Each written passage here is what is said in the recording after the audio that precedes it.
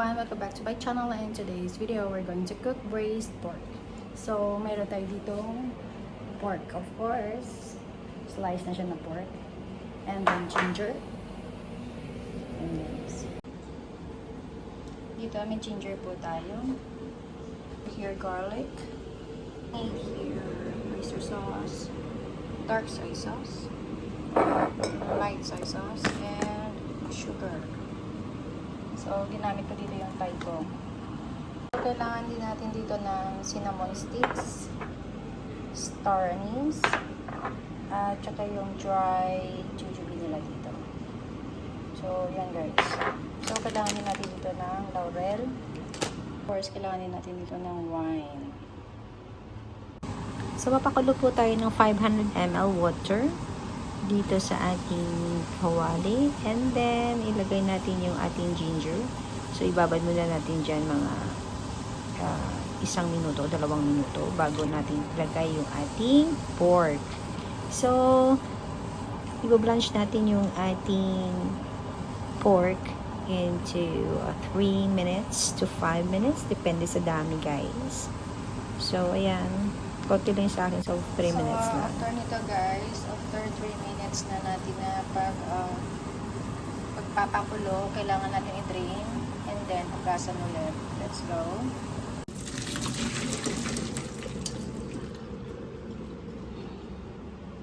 Hugasan natin ito mabuti guys para mawala yung mga dumi.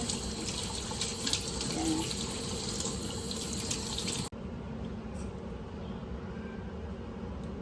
So, ito na yung ating hinugasan guys. So, dinayin natin yan.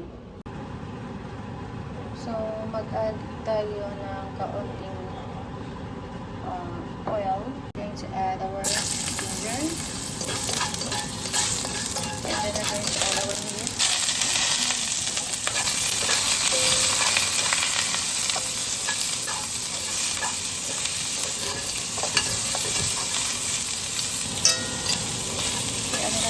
Hanggang maging golden brown.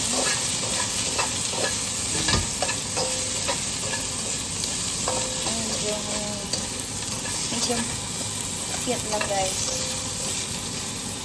Hanggang lagyan natin ng wine.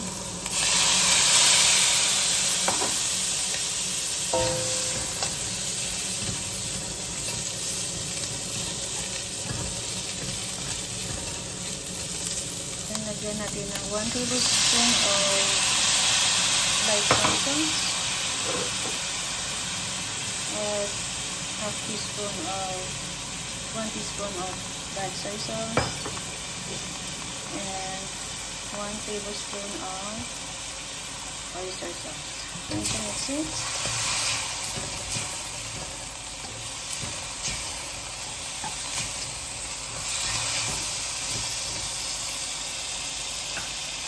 And now we're going to add our sugar.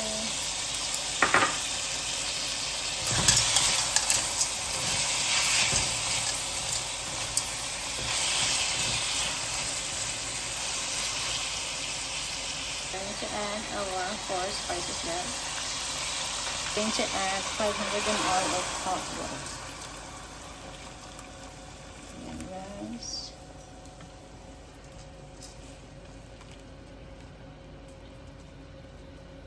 So, hayaan lang muna natin dyan for 30 minutes.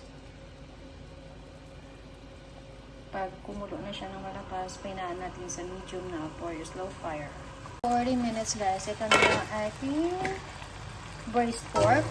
So, add natin yung ating garlic. Nalimutan ko lang guys, ayan. So, ayan, haluin lang natin.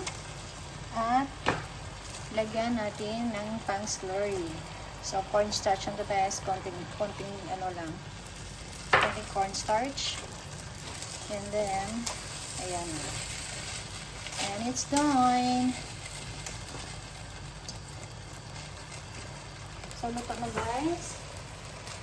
And lagyan natin ng spring onion. Ayan. So, yan na guys yung ating braised pork. Thank you for watching, guys. God bless. Bye.